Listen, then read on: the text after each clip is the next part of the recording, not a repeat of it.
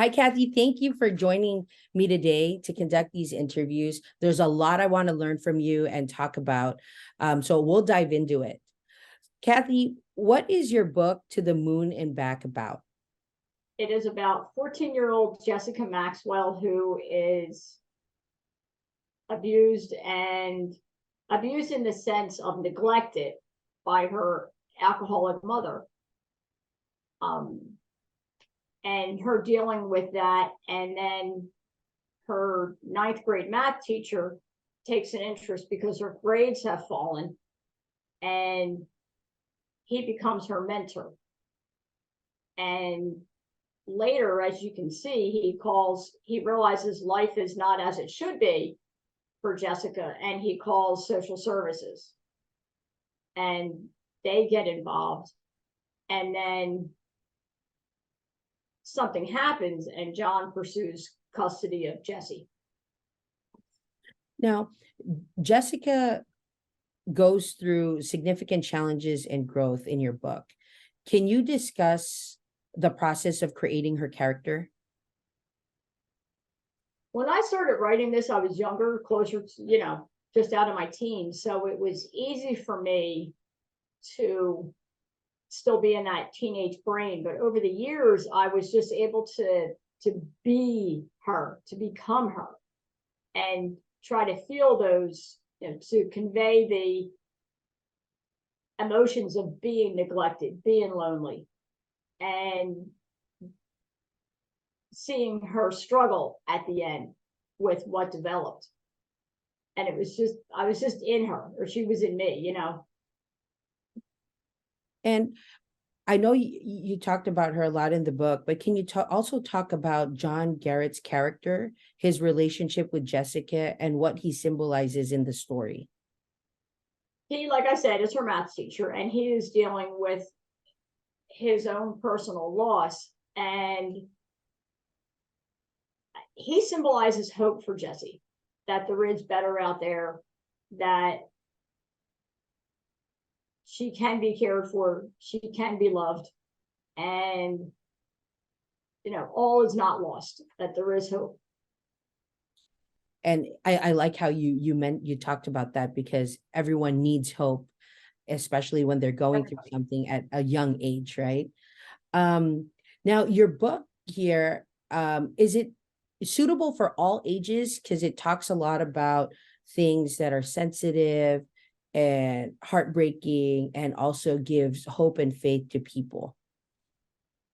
So I think it's good for teenage to adult. I know people that have told me they couldn't put it down, that they read it all weekend, they could not put it down. I've had people tell me they filled up and teared up and cried, and that to me is just awesome, to know that I can write something that moves people, that they cannot put this book down. And I'm almost speechless with it. It's just, it means so much to me. It really does. And that's great, because that's what you're trying to aim for, because people will not remember what you say or what you did, but they will always remember how you made them feel. Yeah, exactly. And to bring out that emotion in people, and it means the world. Thank you for sharing that, Kathi. Can you share with us a pivotal moment in the book?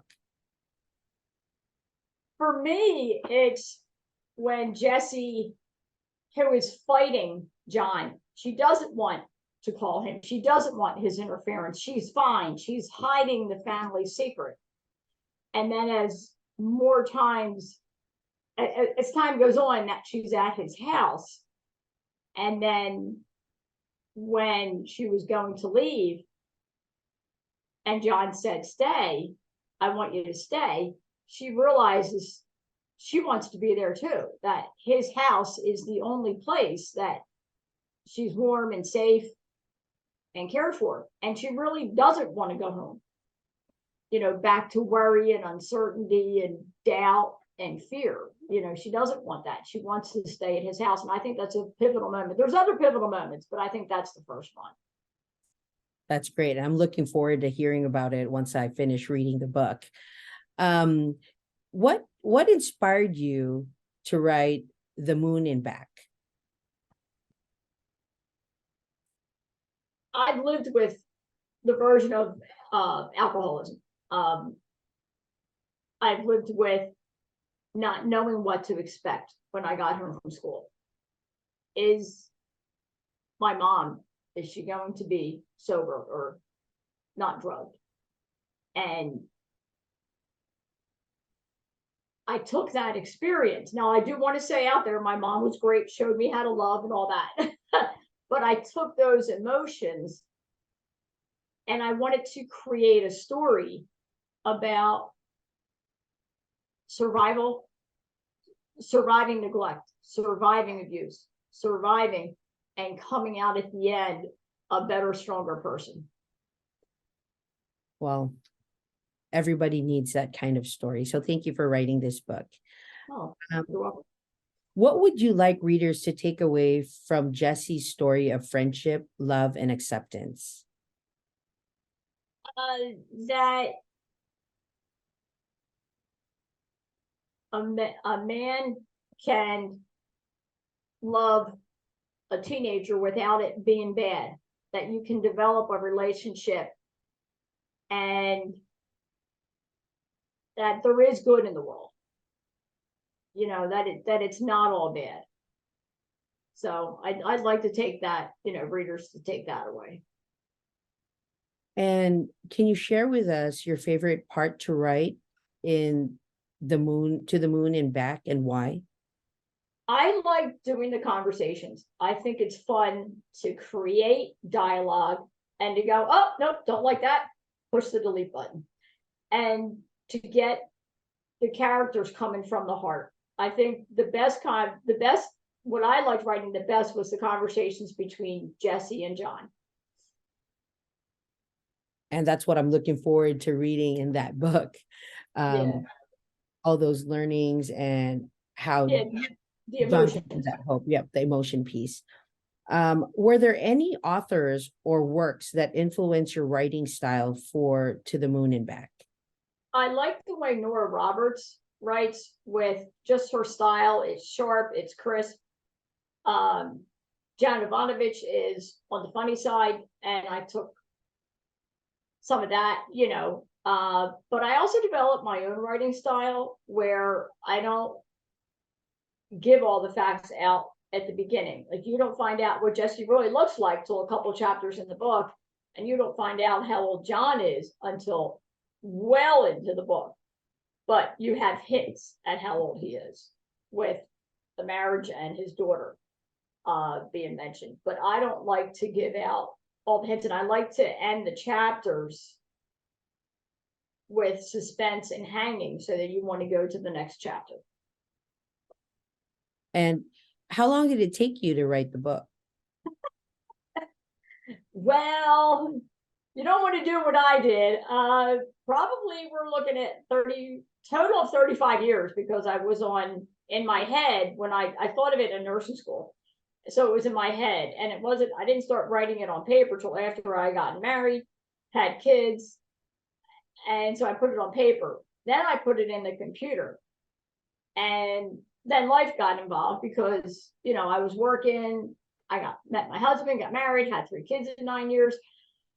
And then I was working, and then my mom got sick and she died. And then you're raising kids, and it's soccer, and it's moving into this house. And then I built a wall and had 5 surgeries in 10 years.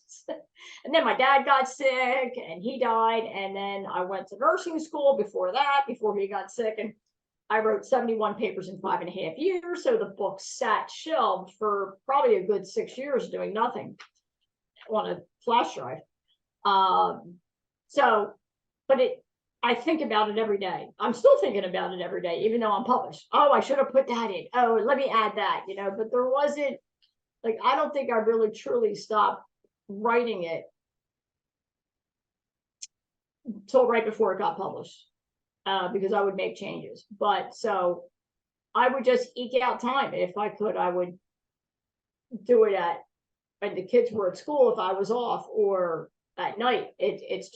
But it's been a very long process of that, writing it.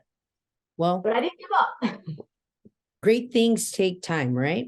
Yes, exactly. What are you most proud about? Oh, getting published, that I did not shelve it totally, that I may have been on the back burner, I may have taken a detour, a big pause, but I never gave up. Because when I first tried to get it published in 2000, I was rejected by 26 agents, and I decided, great, enough rejection in my life, I'm kind of done. But then I would add to it over the years. And then, so I remember last summer, I was like, I've got to get this book published. And I went the self-publishing route. Well, I'm glad you did. So what was the best moment? Oh, God. When I opened the proof copy, and I remember sitting on my sofa, and I knew I was at work when it came, of course. And my girlfriend's like, are you going to cry? I'm like, probably not. Well, I end up crying. I end up holding this book up, and it was like, oh my God, this is what I've been thinking about for 35 plus years, real. And, here it is. It's real. It's what I've done. And this is, it was just magic, I ended up crying. Well, I can feel your pride through the way you're talking about it. Thank you. And can you share with us your hopes for the book? Number one, of course, movie, but let me digress.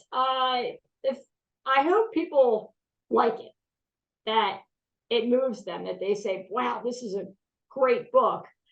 I do have a disclaimer in it in the beginning about, if you're abusing a child, stop. If you know of abuse, call the authorities. If you're drinking or abusing drugs, stop, because especially if you're taking care of children. So maybe, even if I reach one person, that would be a goal. Otherwise, obviously, we all write to be known. I would love to get my name out there. And then what the heck, get it made into a movie. That would be awesome. That would be great. I mean, you save one life, you save a million, right? Yeah, exactly. Um, I'm just curious, what is your writing schedule like?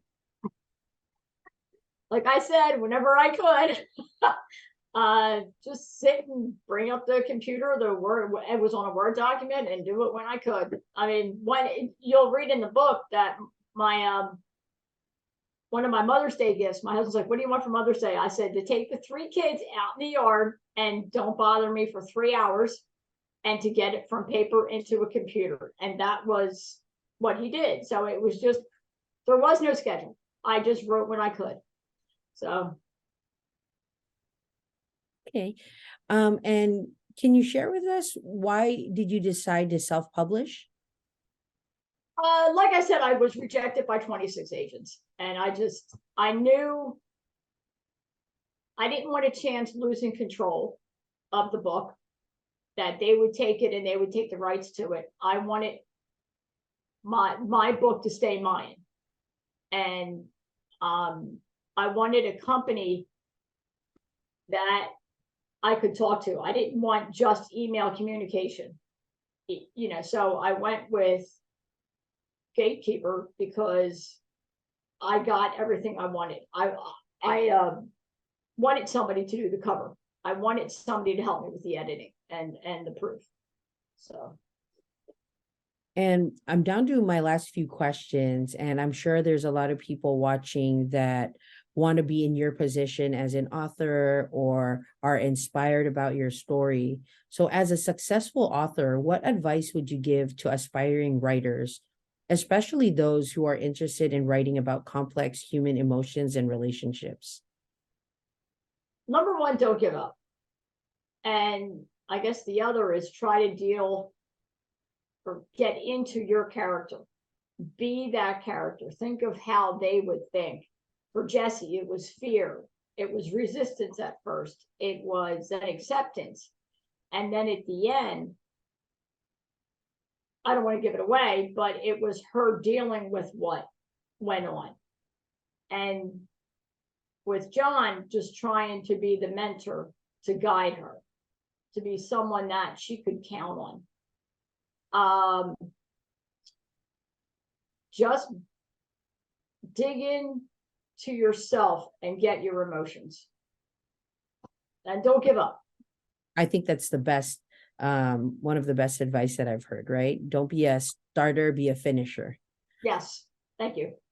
You're welcome. And can you discuss your experience in collaborating with Bookmark Alliance and describe how it has influenced your journey in the publishing industry?